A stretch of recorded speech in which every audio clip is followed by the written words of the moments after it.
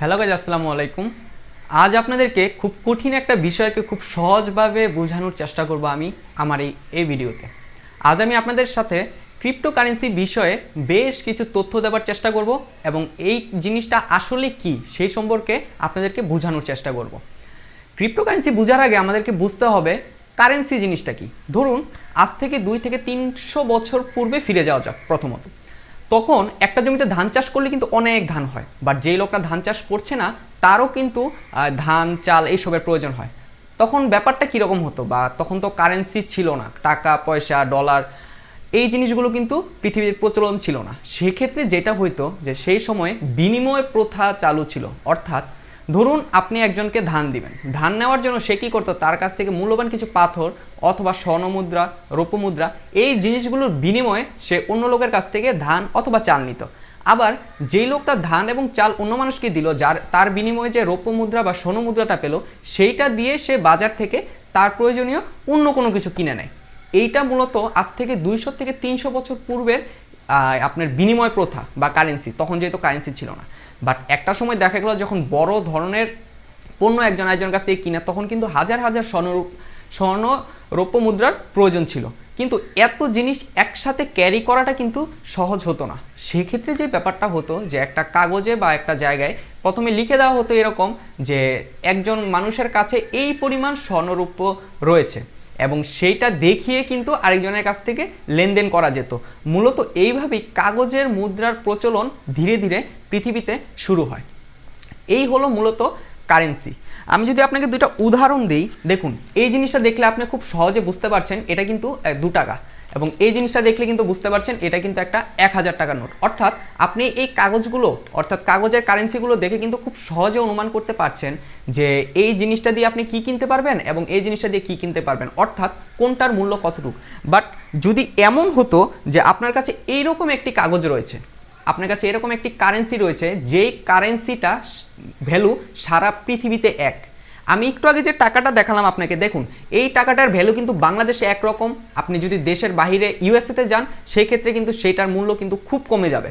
আবার এরকম যদি একটা জিনিস আপনার কাছে থাকতো যেইটা সারা পৃথিবীর যেখানেই আপনি যাবেন না কেন এইটার মূল্য সেম, অর্থাৎ এইটার মূল্য এক দেশ থেকে আরেক দেশে গেলে কমবে না বা বাড়বে না বা ভ্যারি করবে না, অর্থাৎ সব জায়গায় এটার মূল্য সমান, তাহলে কিন্তু খুব বেশ ভালো হতো। মূলত এই জিনিসটাই হচ্ছে ক্রিপ্টোকারেন্সি অথবা ডিজিটাল কারেন্সি। প্রথমত আপনাকে বুঝতে হবে, এতক্ষণ বললাম কারেন্সি সম্পর্কে, এখন আমি বলবো যে ক্রিপ্টোকারেন্সি সম্পর্কে। ক্রিপ্টোকারেন্সি হচ্ছে এমন একটা কারেন্সি যেই কারেন্সিটা মূলত world wide same value carry করে।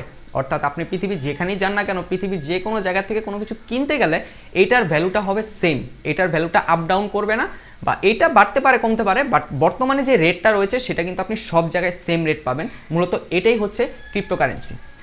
এখন আপনাকে আমি বলবো যে ক্রিপ্টোকারেন্সি শুনলেই কিন্তু সবার প্রথমে সবার মাথায় আসে বিটকয়েনের কথা। বিটকয়েন যখন 2009 সালে প্রথম যাত্রা শুরু করে, এইটার রেট ছিল অনলি 0.6 সেন্ট, ঠিক আছে, অনলি 6 সেন্ট ছিল।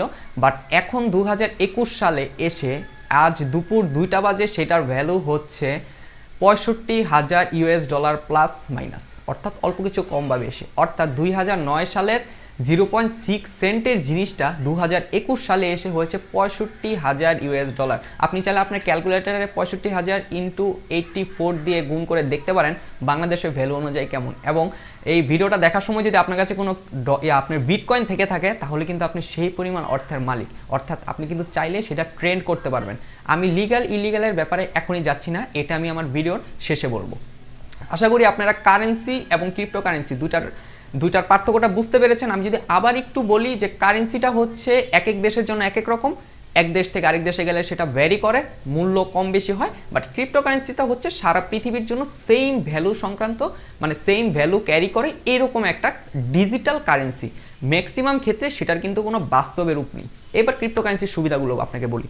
ধরুন আপনার পকেটে 1000 টাকার এরকম 100টা নোট রয়েছে, অর্থাৎ আপনার কাছে 1 লাখ টাকা রয়েছে। আপনি যদি আজকে ইউএসএতে যান, আমেরিকাতে যান, আপনার এই 1 লাখ টাকার মূল্য কি সেম থাকবে? মোটেও থাকবে না।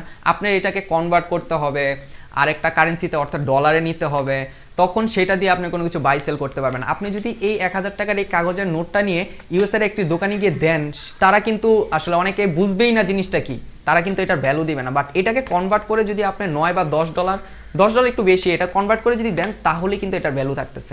বাট আপনার দেশে এটা 1000 টাকা, ওই দেশে only 12.5 or something dollar. So বুঝতেই পারতেছেন আপনার টাকার মূল্যটা কিন্তু অন্য দেশে গিয়ে কমে গেল। আবার যদি ইউএসএ থেকে যেই দেশের কারেন্সির মূল্যটা বেশি সেই দেশে যদি আপনি যান ইউএসএর মুদ্রা নিয়ে, সেই ক্ষেত্রেও কিন্তু আপনার সেটাকে কনভার্ট করে নিতে হবে, অর্থাৎ এখানে কনভার্টের একটা চান্স থাকতেছে। ধরুন আপনার একটা ফ্রেন্ড থাকে ইন্ডিয়াতে, ইন্ডিয়ার কলকাতায় আপনার একটা ফ্রেন্ড থাকে, তার জরুরি ভিত্তিতে কিছু অর্থের প্রয়োজন, আপনার কাছে এই 1000 টাকাই রয়েছে, আপনি তাকে কিভাবে দিবেন? প্রথমে আপনার ব্যাংকে যেতে হবে, ব্যাংকের মাধ্যমে ট্রান্সফার করবেন, ব্যাংক সেই কারেন্সিকে আপনার 1000 টাকাকে রুপিতে রূপান্তরিত করে হয়তো বা 900 সামথিং রুপি আপনার বন্ধুকে দিবে, অর্থাৎ খুব লেন্দি একটা প্রসেস। বাট ক্রিপ্টো কারেন্সি যদি আপনার কাছে থাকে, আপনি যেই অ্যামাউন্টটা ওনাকে পাঠাবেন ঠিক সেই অ্যামাউন্টটাই পাবে। এখন আপনার প্রশ্ন থাকতে পারে এই ক্রিপ্টো কারেন্সিটা আমি কিভাবে একজন আরেকজনকে সেন্ড করব? ক্রিপ্টোকারেন্সিটা মূলত একটি ওয়ালেটের মাধ্যমে সেন্ড হয়, ঠিক আছে? আমরা যখন টাকার লেনদেন করি বা কোনো মানে রিয়েল লাইফ কারেন্সির লেনদেন করি, সেখানে কিন্তু অনেকগুলো মানে মিডলম্যান থাকে, অর্থাৎ মধ্যস্থতা থাকে। ধরেন ব্যাংক, মেন জিনিসটা ব্যাংকের মাধ্যমে এক জায়গা থেকে আরেক জায়গায় দিতে হয়, বা বিকাশ, নগদ, রকেট, ইউপে এইসবের মাধ্যমে লেনদেনগুলো করতে হয়। বাট ক্রিপ্টো কারেন্সির জন্য প্রয়োজন অনলি 2টা ওয়ালেট, অর্থাৎ আমার ওয়ালেটে ক্রিপ্টো কারেন্সি রয়েছে। ধরুন আমি বিটকয়েন দিয়ে যদি উদাহরণ দিই, আমার ওয়ালেটে 1 বিটকয়েন রয়েছে, আপনারও একটা ওয়ালেট রয়েছে যেখানে কোনো বিটকয়েন নেই। আপনি আমাকে বললেন আপনি $30,000 আমাকে পে করবেন অন্য একটা ওয়েতে, আপনাকে ক্রিপ্টো কারেন্সি অর্থাৎ বিটকয়েনটা আমি দিব। সেই ক্ষেত্রে আমি জাস্ট একটা ক্লিক করব, আপনার কোডটা আমি বসাবো, আপনার রিসিভের কোডটা, উইদিন 30 সেকেন্ড কিন্তু আপনি বিটকয়েনটা পেয়ে যাচ্ছেন। বিটকয়েন অথবা ক্রিপ্টোকারেন্সি অথবা ডিজিটাল কারেন্সি, আপনি যেই নামে পরিচিত হন না কেন, চলে গিয়েছে। আপনার এইখানে কোনো কনভার্টের প্রয়োজন হলো না, কিচ্ছু হলো না। আমাদের দেশে 1 বিটকয়েনের যে ভ্যালুটা আপনি পাবেন, অন্য কোনো দেশে ইন্ডিয়া, ইউএসএ, লন্ডন যেইখানের কথাই বলেন সেম ভ্যালুটা পাবেন। অর্থাৎ এইখানে কোনো ব্যাংক আসতেছে না, অন্য কোনো কিছু আসতেছে না, কোনো কনভার্টের কথা আসতেছে না, no other secondary problem, just 2টা ওয়ালেট, আপনার ওয়ালেট এবং যে রিসিভ করবে বা সেন্ড করবে তার ওয়ালেট। এইবার আসতেছে মেইন কিছু অসুবিধা ক্রিপ্টোকারেন্সি। ধরুন এই টাকাটা যখন আপনার কাছে ছিল, আপনি অবৈধ কোনো লেনদেনের ক্ষেত্রে এই টাকাটা কিভাবে লেনদেন করবেন? হয় কাউকে বিকাশ নগদে দিবেন, অথবা ব্যাঙ্ক অ্যাকাউন্টের মাধ্যমে দিবেন, বা যে কোনো উপায় দিবেন, এবং সেটার কিন্তু লিগাল একটা ডকুমেন্টস আপনার সব জায়গায় থাকতেছে, ইন্টারনেটে থাকতেছে, আপনার ব্যাংকে থাকতেছে। কারণ আপনি যখন ব্যাঙ্ক অ্যাকাউন্ট খুলেন অবশ্যই আপনি রিয়েল ইনফরমেশন দিয়ে খুলেন, রিয়েল ইনফরমেশন ছাড়া তো আপনি ব্যাঙ্ক অ্যাকাউন্ট খুলতে পারবেন না। সো আপনি যখন বড় কোনো অ্যামাউন্ট লেনদেন করবেন, ধরেন 4 থেকে 5 হাজার, 4-5 লাখ টাকা আপনি লেনদেন করতে গেলেও কিন্তু বর্তমানে আপনার মেইন ওনারকে ফোন দেওয়া হয়, জিজ্ঞেস করা হয় যে কেন লেনদেন করবেন, কাকে দিবেন, কি পারপাসে দিবেন। বাট আপনি যখন বিটকয়েন লেনদেন করবেন, যখন কোনো ক্রিপ্টোকারেন্সি লেনদেন করবেন, তখন জাস্ট একটা ক্লিক করে লেনদেন করে দিলেন। এটা কোনো ডাটাবেজে থাকতেছে না, বা কোনো জায়গায় আপনার রেকর্ড থাকতেছে না, বা কেউ আপনাকে ফোন দিয়েও জবাব দিয়ে করবে না যে এইটা কেন পাঠাইছো, কি কারণে পাঠাইছো। ক্রিপ্টোকারেন্সির মেইন একটা অসুবিধা কিন্তু এইটা, যে যেই মানুষগুলো ইলিগাল বিভিন্ন কাজ করে, ইলিগাল বিভিন্ন জিনিস পারচেস করে, বা ইলিগাল কোনো কাজ হ্যাকাররা যে কাজগুলো করে, তারা কিন্তু ম্যাক্সিমাম ক্রিপ্টোকারেন্সির মাধ্যমে লেনদেন করে, যেই কারণ যে এর মাধ্যমে কোনো রেকর্ডস থাকে না, না আসতেছে ব্যাংক, না আসতেছে কোনো দেশ, না আসতেছে কোনো আইন শৃঙ্খলা বাহিনী, জাস্ট আপনার জিনিস আমার, আমার জিনিস আপনার হিসাবে এই জায়গাতেই। বা টাকা, ডলার, রুপি এইসবে লেনদেন করলে আপনার বহুত বহুত বহুত ঝামেলা। সো সেই কারণে কিন্তু ক্রিপ্টোকারেন্সিগুলো পৃথিবীর অনেকগুলো দেশে কিন্তু ব্যান, ইলিগাল। ইভেন আমাদের দেশেও বিটকয়েন, ক্রিপ্টোকারেন্সিগুলো বিভিন্ন ক্ষেত্রে ইলিগাল, শুধুমাত্র এই জিনিসগুলোর দিক চিন্তা করে। এবং লাস্ট অনেক বড় একটি অসুবিধা হচ্ছে মানি লন্ডারিং। অর্থাৎ দেখুন, আমাদের দেশের এক জায়গা থেকে আরেক জায়গায় টাকা পাচার করলে কিন্তু আমরা দেখতে পারি কি বিভিন্ন নিউজে দেখি যে এত কোটি টাকা বা এত হাজার কোটি টাকা এক জায়গা থেকে আরেক জায়গায় পাচার হয়েছে, এই মানুষের ব্যাংক অ্যাকাউন্টে এত হাজার কোটি ডলার পাওয়া গিয়েছে, এত হাজার টাকা পাওয়া গিয়েছে, এত কোটি টাকা পাওয়া গিয়েছে, অর্থাৎ কি আমরা বুঝতে পারি। বাট এই লোকটা যদি ক্রিপ্টোকারেন্সির মাধ্যমে লেনদেন করতো, জাস্ট একটা ওয়ালেটের মাধ্যমে, কোনো প্রমাণ থাকতো না। সো সেই কারণেই কিন্তু ক্রিপ্টোকারেন্সিগুলো পৃথিবীর বিভিন্ন দেশে এখন পর্যন্ত ব্যান, শুধুমাত্র মুদ্রার মানটা ঠিক রাখার জন্য। সো এই হচ্ছে মূল অসুবিধা। আমি মনে করি ক্রিপ্টোকারেন্সির সুবিধার থেকে অসুবিধাও বেশি, বাট সুবিধাগুলো হচ্ছে একটাই, যে আপনি আপনার মন মতো লেনদেন করতে পারবেন, কাউকে জবাব দিয়ে করতে হবে না। এবং অসুবিধা হচ্ছে আপনার ইলিগাল অনেক জিনিস কিন্তু বেড়ে যায়। এখন আপনার প্রশ্ন হতে পারে যে আমি ক্রিপ্টোকারেন্সি নিয়ে এতগুলো কথা বললাম, আমার বেনিফিট কি? আমি যে কথাগুলো বললাম আমার বেনিফিট কি, বা আপনি যে শুনলেন আপনার বেনিফিট কি? বেনিফিটটা হচ্ছে এরকম যে ক্রিপ্টোকারেন্সি যখন পৃথিবীতে প্রথম শুরু হয়, আসলে কোনো ক্রিপ্টোকারেন্সি কিন্তু প্রথমে ইনভেস্ট করতে হয় না ক্রিপ্টোকারেন্সিতে। মাইনিংয়ের একটা সুযোগ দেয়। মাইনিং ব্যাপারটা কীরকম, যে আপনি একটু কাজ করবেন, অনলাইনে সময় দিবেন বা তাদের অ্যাপসে সময় দিবেন প্রচারণার কাজে, এবং তার বিনিময়ে আপনি কিছু কয়েন বা পাই বা যেটাই বলেন কারেন্সিটা আপনার অ্যাকাউন্টে জমা হইতে থাকবে। কোনো দিন লাইফ টাইমের কোনো দিন, ধরেন বিটকয়েনের কথা 2009 থেকে তারা শুরু করলো, 2014-15 সালে এসে তাদের এক বিটকয়েনের প্রাইস হয়েছে $30,000, যা 2021-এ এসে $65,000। এই বর্তমান 5 মিনিট আগে আমি চেক করেছি। সো বুঝতেই পারতেছেন। এখন ইনভেস্টটা কিভাবে করা যায়? প্রথমত ইনভেস্ট আপনি দুইভাবে করতে পারেন। এক, ধরুন বর্তমান সময়ে কিন্তু জনপ্রিয় কিছু ক্রিপ্টোকারেন্সি রয়েছে যেগুলো আজকের থেকে 2 থেকে 3 বা 5 বছর পরে হলেও সেটার ভ্যালু বাড়ার চান্স অনেক অংশে আছে, যেমন পাই নেটওয়ার্ক, বি নেটওয়ার্ক, ঠিক আছে? এইগুলো আমি একটু হাইলাইট করে বললাম, বাট সেই সংক্রান্ত ভিডিও আমার ইউটিউব চ্যানেলে আরও অনেক রয়েছে। তো ধরুন এই অ্যাপসগুলোতে যদি আপনি কাজ করেন, আপনার কাজ কিন্তু কিছুই না, আপনি রিয়েল টাইম কোনো ইনভেস্ট করছেন না, কিন্তু তারপরে আপনি কিছু কয়েন জমিয়ে রাখতে পারতেছেন, কোম্পানিকে আপনি হেল্প করতেছেন কাজের মাধ্যমে। আপনি কাজ করলে কি হবে? কোম্পানি একটা ব্র্যান্ড ভ্যালু ক্রিয়েট হবে। আপনি যেই অ্যাপসটা ডাউনলোড করতেছেন, কোম্পানির একটা সুনাম বৃদ্ধি পাচ্ছে যে তার অ্যাপসটা এত মানুষ ডাউনলোড করেছে। সো কোম্পানিটা যদি সাস্টেইন করে ইন্টারন্যাশনাল মার্কেটে, কোম্পানিটার সুনাম যদি ডে বাই ডে বৃদ্ধি পায় এবং পৃথিবীর মানুষ যদি অ্যাকসেপ্ট করা শুরু করে যে হ্যাঁ এই কয়েনটার মাধ্যমে লেনদেন করা সম্ভব, তবেই কিন্তু সেই কোম্পানিটার সুনাম ধীরে ধীরে বৃদ্ধি পাবে এবং ইন্টারন্যাশনাল মার্কেটে সেই কয়েনটার প্রাইস কিন্তু সবাই দেওয়া শুরু করবে, অর্থাৎ সেটা লেনদেন শুরু করবে।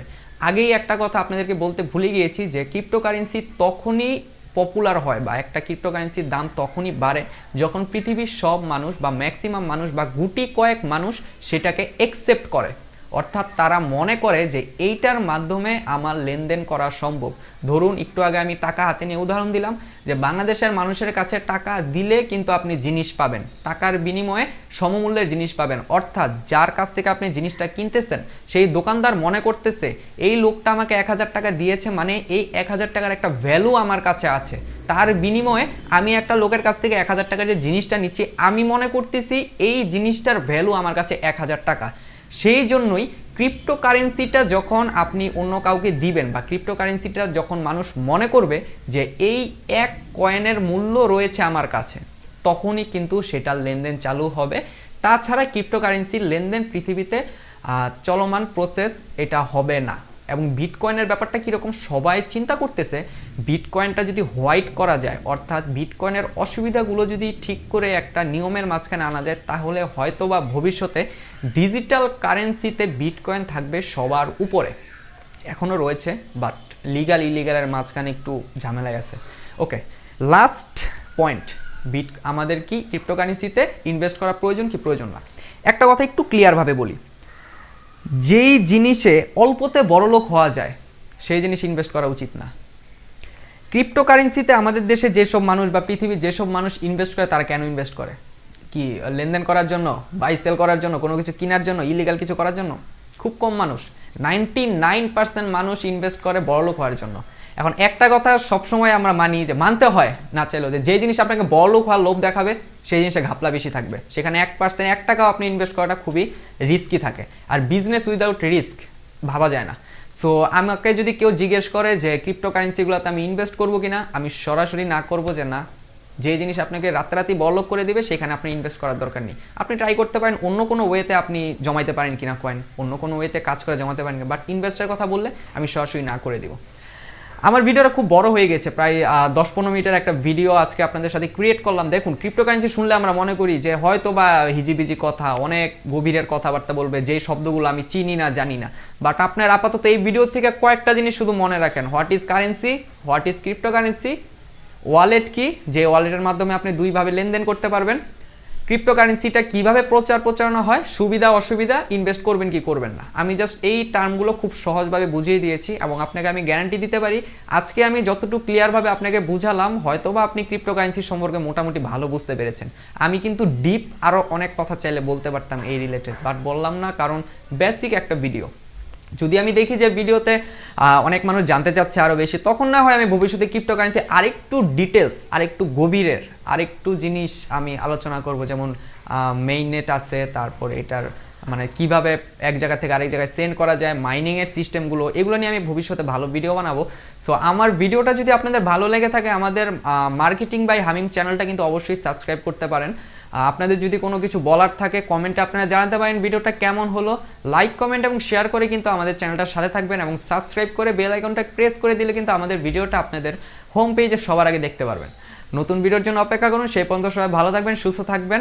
আমি হামিম হোসেন ছিলাম আপনাদের সাথে। সবাইকে জানাই আসসালামু আলাইকুম।